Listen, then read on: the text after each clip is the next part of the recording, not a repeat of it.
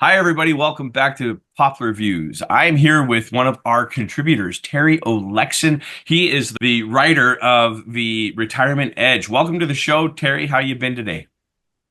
Well, thank you very much, Tim. Glad to be here.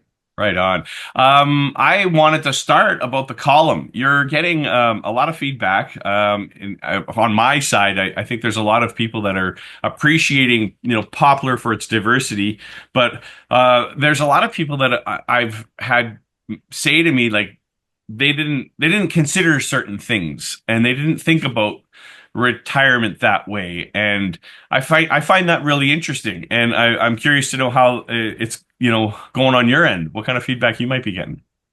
Yeah, same, Tim. I think we've been conditioned all our lives to believe that, we save for retirement, and once we hit that magic number, that's it. But really, planning for the financial side is really just the tip of the iceberg. I'm finding that a lot of my peers, my friends, former colleagues, I mean, they tend to struggle in retirement because they hadn't planned for those non-financial aspects. Well, and give me an example of something that you would say would be sort of a tent pole thing that people don't consider. Yeah, for instance, purpose and meaning. What's your post-career purpose and meaning? Your work-life identity. It's stronger than most people think. So, well, let me put it to you this way, Tim. Um, you've been working for 40 years. You've got this structure. You've got this social connection. In the workplace, and you've got purpose. You got meaning. You got people patting you on the back for doing a great job. You got this feeling of achievement and accomplishment, that, it's how are you going to replace that? And a lot of people, all of a sudden that comes to an end, an abrupt end. And you find yourself, the first day, you wake up, you really don't have anything to do. And, this is fine. A lot of people, find that it's great for about, anywhere from 6 months to a year and a half. But Right. the reality is once that honeymoon period is over, you're feeling a little lonely, lost. Yeah. So, I but think what that's I'll a say, Tim, is there are some people out there that they transition perfectly fine. I mean, Yeah. this is not, everybody. I mean, either they've planned for the non-financial elements or, they simply just enjoy that life of leisure. Yeah, I mean, I think though, I've heard that a lot, like from even my own elders in my time. Um, you hit a perfect key word there, purpose, and that's kind of critical, no matter where you are in life, right? And I think that's what a lot of people in currently, maybe even in the workforce, don't have. And that's why you have people that are unhappy in the roles that they have. I think that's part of the problem, right? Is that they possibly have this ideology that the job is supposed to provide that purpose. But I think that we have to provide that for ourselves, no matter where we're at. And I've spoken even with my own mom about this along the way, and she, for example, speaking of purpose, she lives in her retirement with a lot of purpose. She's attached to different clubs and is participating in just her community at a high level. So I think that's one of the things your column really brings is you mentioned financials, like with purpose, like is that the most important thing? Having the financials, is that absolutely like the crescendo piece of it all? I think that's an interesting place that you come from with the column. Yeah, thanks, Tim. I mean, it's and these aren't my words. I mean, there's some academic studies out there. There's a lot of research, on retirement, and there's a lot of credible research that's being done, out of Stanford, out of Harvard, that supports, all these theories that, we're wired to achieve. Human Yeah. beings are social creatures. We're wired to achieve. And, if you don't have that big social network when you leave the workforce as well, there's a lot of folks that find themselves very lonely, depressed, looking for escapes, whether it's, daytime television, drugs, alcohol, that's what we're trying to avoid, with planning for these non-financial elements of retirement, is avoid people going into that, the dark side of retirement. The dark side of retirement. Boy, I like how you put that. That's really interesting because, there is a truth to that. And I think and it could come from a lot of places. From my lived experience, I've often heard people talk about that purpose, that value too, like societal value. We start to see, you know, I hate to say the word older people. I hate to say that because it's been said to me recently. Like I got younger staff and they say stuff and I'm like, you know what? Piss off. Like I feel 26 or whatever. Like That's right. I'm Yep. having a good time. I have purpose and yeah, I think that's the thing that I'm seeing. I was just literally in a conversation this past week with somebody, and we were discussing staff and hiring and our philosophy around that. And they had said something to the effect of I didn't want to call them an ageist because I didn't want to label them, but they made a comment about um, experienced people. And I said, we should consider our attitude about that because I think there's a lot of people that have gone into retirement that might want to re-enter the workforce. And that could be really valuable to us because they have so much information. And I think we like professionally forget that. And I think that all it is about cost saving in the mind um of the business and maybe those coming up that don't have that experience and don't maybe recognize that um, time is money. And if we were to attain information from someone who has a lot of answers, maybe that's money well spent. Yeah, it's a great point you raised there, Tim, because what we're finding is, more and more retirees are, re-entering the workforce Right. or, coming back in a different capacity. Maybe it's part-time. That's right. And it's this is quite common, and for various reasons. Some it's for they need the financial, they need the money. Others, they're doing it again for purpose and meaning. Maybe Perfect. they lack social interaction. So they're Yeah. getting all this from the force.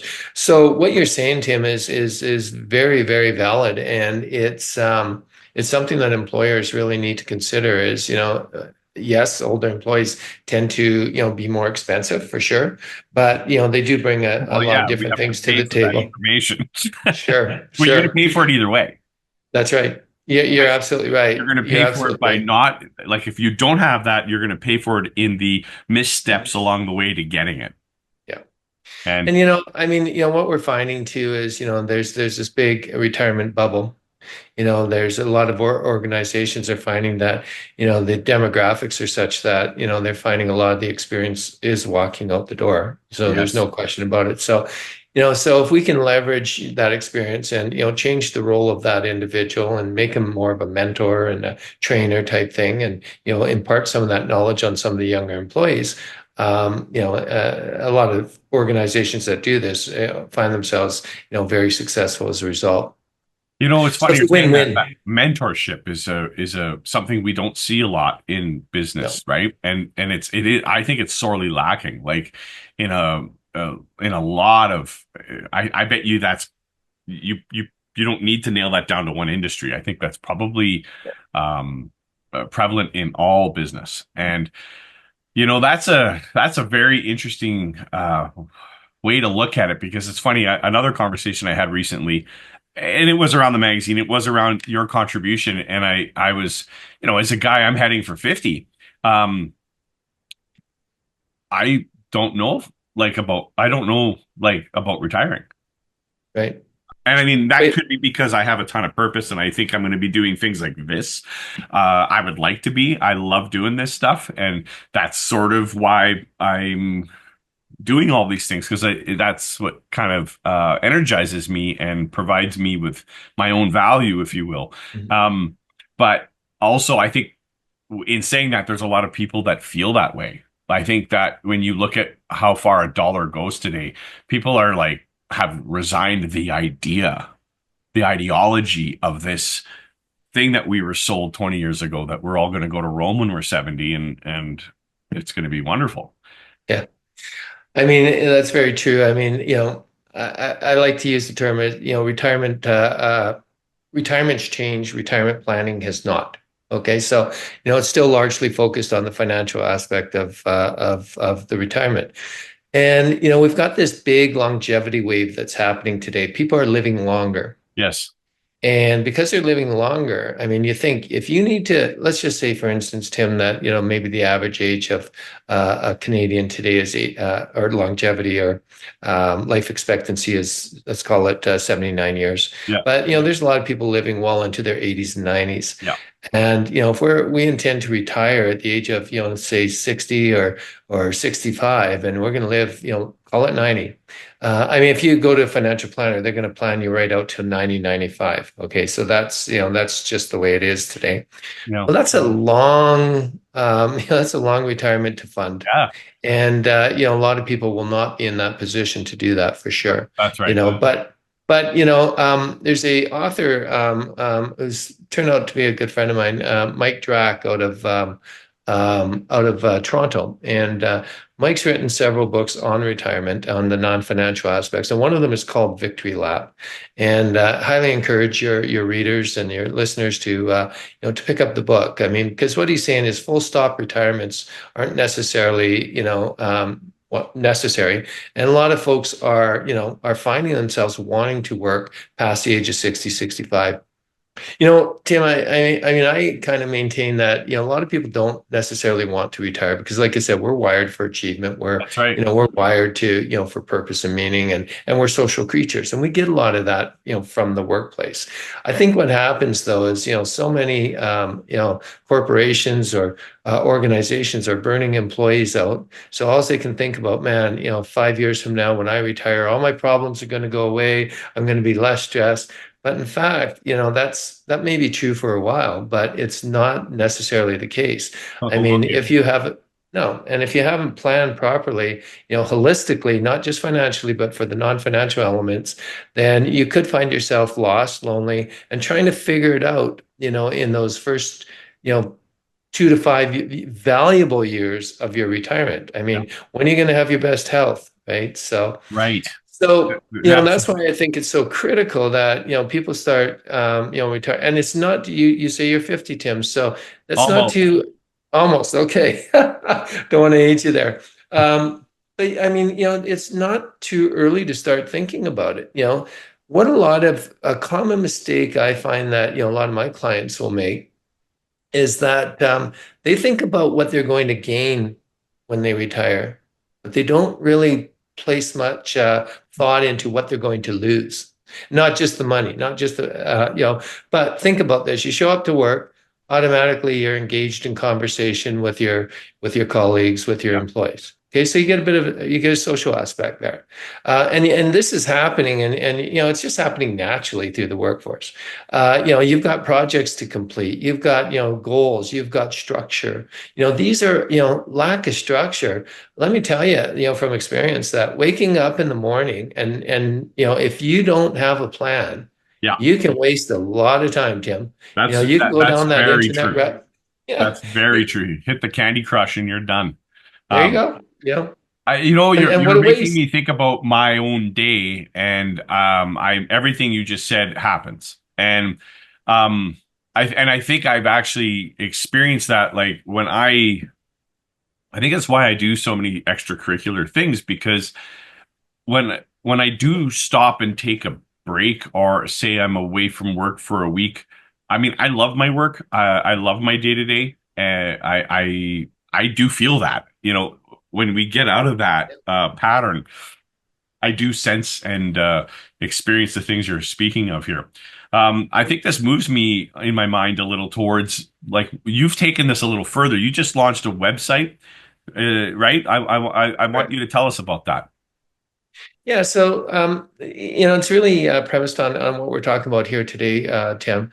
And what drove me. So my website is essentially designed to help people thrive in retirement. Okay, so I've designed several programs that to suit individual needs. There's one-on-one retirement transition coaching that and all my programs start with a retirement readiness assessment if you're not retired, or retirement wellness assessment if you're already retired and find yourself struggling. So this gives us a baseline on, where do we want to go from here? Because, the whole idea is creating a plan that works for you. And this is one thing that I can't emphasize enough, and I talk about this in the website. Um, don't let someone else plan your retirement for you. I mean, when you're retiring, I mean, everybody has a plan. Well, Tim, you have to do this. You have to do this. You got to go here. You got to go there. You don't. You do what you want to do, what makes you happy. And this is one thing. When I talk about the non-financial elements of retirement on my website, it's all about bringing awareness to people like yourself who really you're not thinking about that, because again, like I said, if you look at the commercials, the retirement commercials, if you look at how we've been thought to think about retirement, it's all about hitting that number, whether it's $1 million, whether it's 500,000, whether it's 10 million.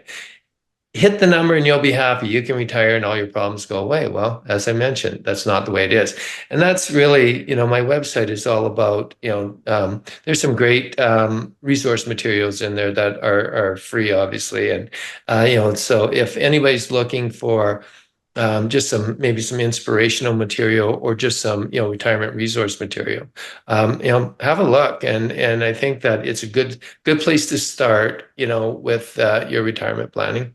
Right on. And that's Peak Retirement Solutions, correct? That's correct. Dot Yeah. Dot .ca. Peak, .ca. yeah, Yeah. that's Retirement fantastic. It's a Solutions. beautiful Dot site .ca. too. I have to Thank you. tell you, I think it's really well done. It's very straightforward, and some great photography on there, and Thank you. it's a bit inspiring, I think. And I think that it's almost I don't know, the word retirement.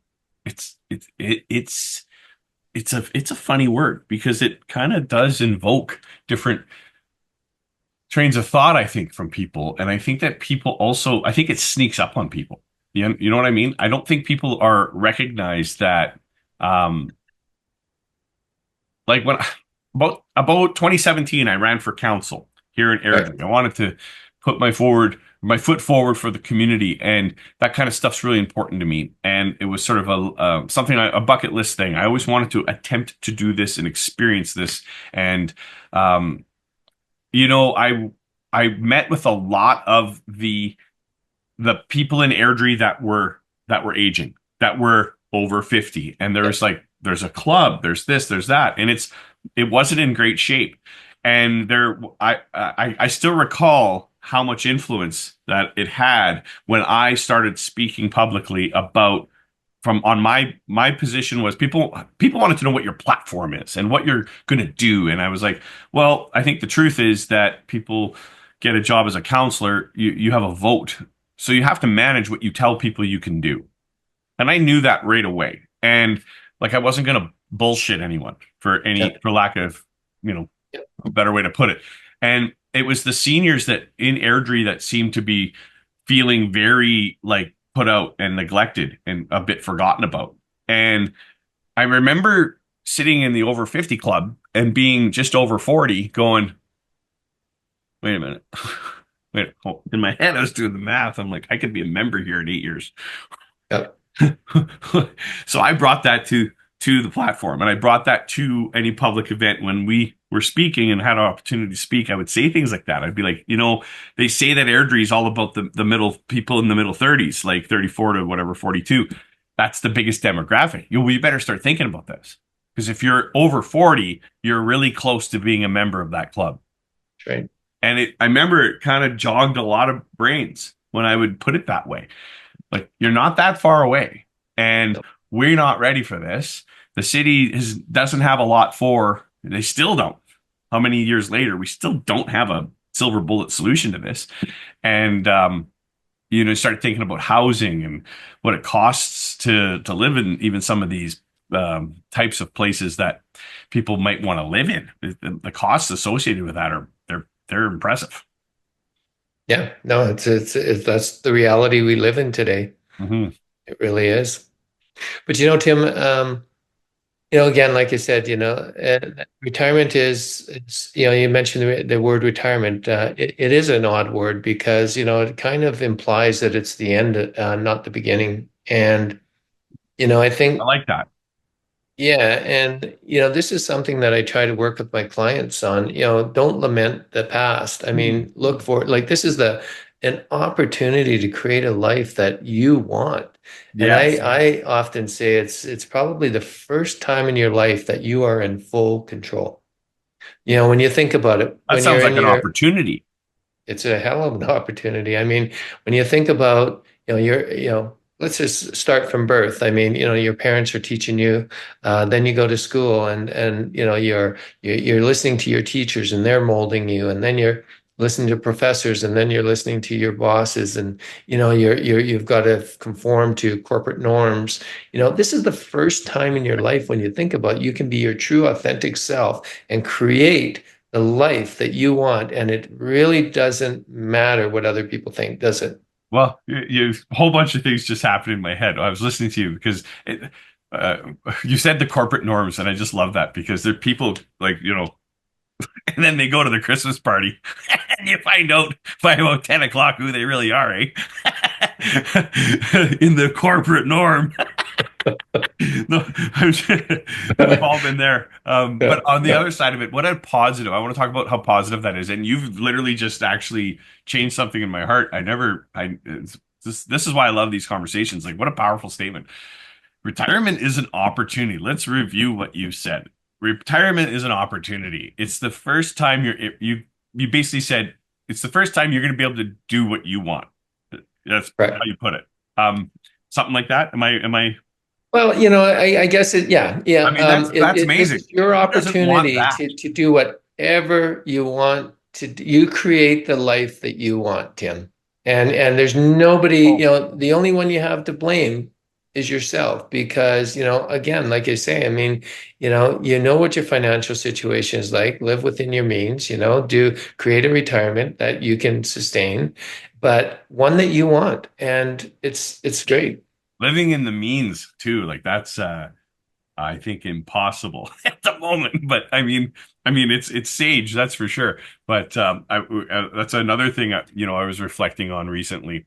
Deanna and I had this little house in Winnipeg. It was our first Yeah. house. Okay, so talking about buying a house here, we knew we couldn't buy basically our parents' house type of thing, right? Like, and I think that's the thing people don't really catch on to, right? And there's this, I don't know if it's a expectation or there's this, I don't know what you want to call it, but I think that at some point there has to be some accountability to where you specifically are standing in all of this. And Dee and I saw that a long time ago when we said, well, we could go to Winnipeg. We could go back home. We were living in Vancouver at the time, and I said, "Why don't we go back home?" And like you can buy a house in the North End for 30, 40 grand. And a lot of people wouldn't do that because they wouldn't feel whatever safe, or they shouldn't be there, or whatever. They'd have some maybe racial issues with that. I think, and my family was from there, so to me it was like this was like a let's go and do this. Sure. And we did. We bought our first house. I was telling these guys at this. I was encouraging this person at work, one of my people, they're, younger and starting out, and I was like, how important it was to sort out their credit, and how important it was to, and how easy it is to do. If you just deal with a few things, be accountable to Yep. things, fix it up, because it will Yep. come up when you go to buy a house. And I was sharing that experience, and funny enough, we're sitting there getting our first mortgage, and this woman sitting across from us, she goes, "Oh, this looks good. Yeah, yeah, okay. What's this crown offense in Saskatoon in 1999?" And I was like, it hit me. I had a speeding ticket outside of Saskatoon when I was still touring in my little red RX-7. This Mountie pulled me over. And I really wasn't going that fast, but that doesn't matter. I was speeding, and I just didn't deal with it. I forgot about it, and I Yeah. mean, I was touring all over Canada, and in the, I think it became a bookmark in one of my Yeah. books. And in that moment, I knew damn well what I'd done. It was all me. Uh-oh. And long story short, we bought this house for 34 grand. I think my mortgage payment was about $119.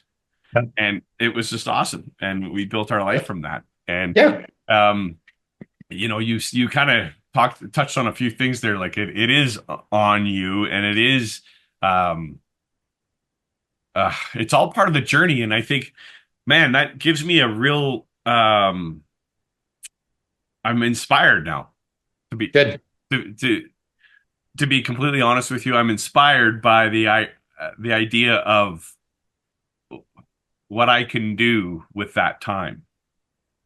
Very cool. Terry, any last words for us today? It's been an absolute pleasure catching up with you. What do you got for us? Let's close on a high. What do you got? Yeah. Well, let's just leave it with this, Tim, and that is, think of retirement, more as a journey, not a destination. And I really think that if you think about it as a destination, I really think that you're going to be disappointed. If you think about it as a journey, and it's something that you can create your own journey. Yeah, I just think that what a wonderful opportunity, and don't squander it. And the one thing I'm going to leave you with, the last thing is, look after your health. Don't wait till retirement to do it.